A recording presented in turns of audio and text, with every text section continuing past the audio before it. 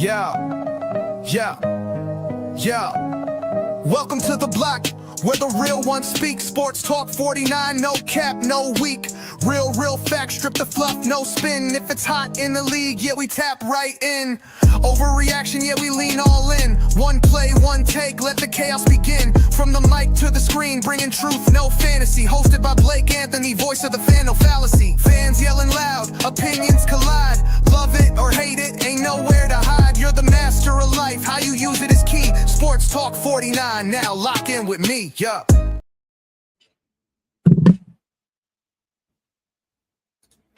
What up, y'all? It's your boy Blake Anthony with another episode of Sports Talk 49. Always here on every streaming platform there is.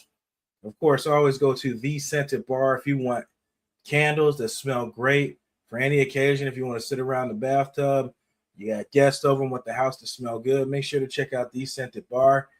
Woman-owned business based out of my hometown of Fayetteville, North Carolina. That being said, you see the screen, you see the title. Let's talk about a couple of things I just want to talk about. I'm not going to be real long. I just want to talk about what I think, what could happen, or what I would like to see happen.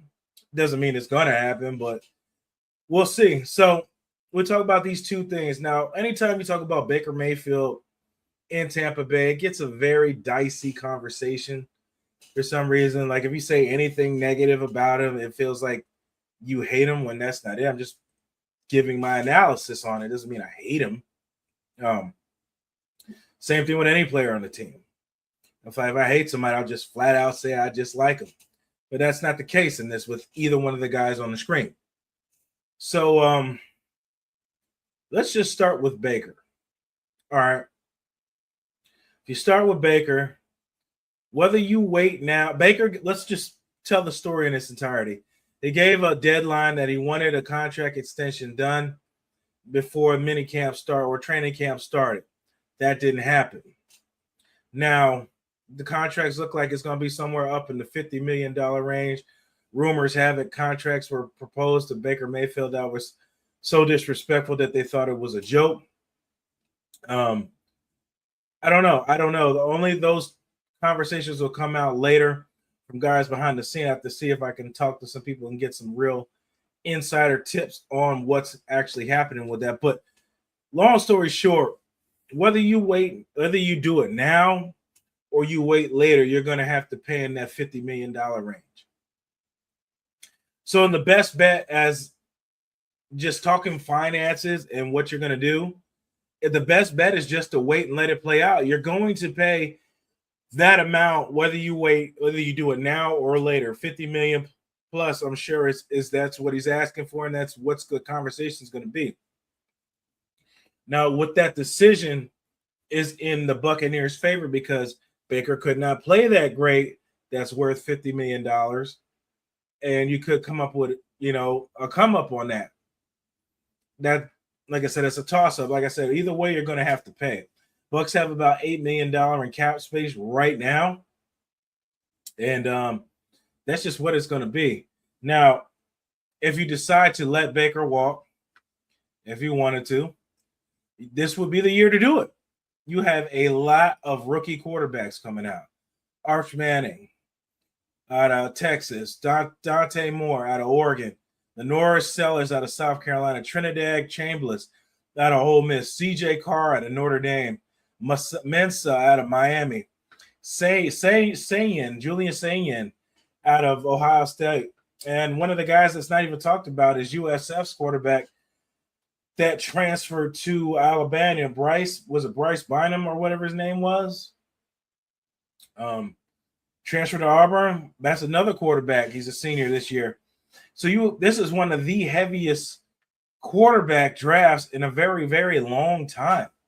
So if you were going to wait, maybe that's what they're thinking. Maybe, hey, we're going to try to get those free 5 years out of a rookie quarterback and try to keep building this team and not overpay for a quarterback that we don't know we're going to get.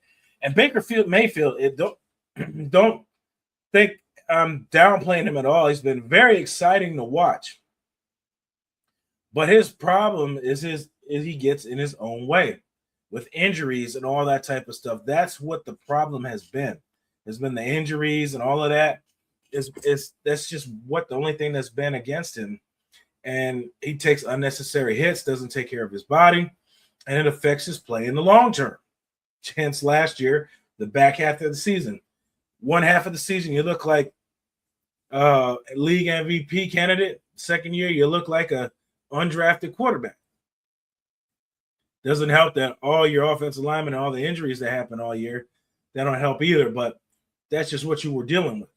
And elite quarterbacks are able to rise above whatever you have. The Matthew Staffords, the Patrick Mahomes, those are the elite upper echelon quarterbacks, can rise above whatever you put in front of them. That's why they're elite. They're in that top tier quarterback bracket. Now, granted, do you want to wait and let it play out and sign a quarterback in the draft? You'll have opportunity. With that many quarterbacks coming out, the Buccaneers will have an opportunity to get one of those guys. You will have an opportunity. Jalen Hurts will be a free agent as well. I'm not sure what his number is going to look like. It's going to depend on his performance. I've said this before with me and Peter on Blake and Blake show, and I've said it several times elsewhere. The Philadelphia Eagles are very interested in Baker Mayfield. He might go to Philadelphia if that happens in the offseason. Could the Bucs look at Jalen Hurts? I don't know. It's possible. You could do that and then go draft a quarterback as well. You could do both. It's a lot of options you could do in this 2027 offseason. It's going to be one of the biggest for Tampa Bay in quite a while. Now, moving on to Vita Vea. Serendipity, baby. Serendipity. He is the cog in the defense. You seen what I posted online about 279 or 85 times you're double teamed. Again, you game plan for Vita Vea. You don't game plan for Yaya. You're not game planning for Anthony Nelson. You're not game planning for anybody else, but you damn sure better game plan for Vita Vea. Granted, nose tackle is not a spot that's going to have double-digit sacks, but his disruption in a wall is second to none.